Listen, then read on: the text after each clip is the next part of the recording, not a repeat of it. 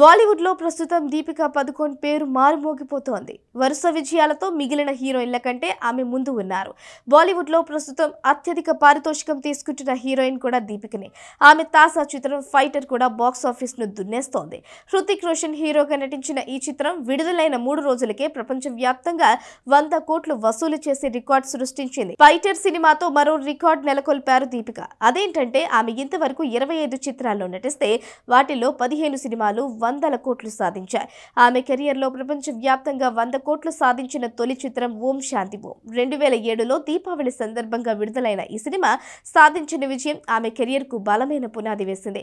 ప్రభాస్ హీరోగా నటిస్తోన్న కల్కి 2898 ఏడీ చిత్రంలో దీపిక నటిస్తోంది.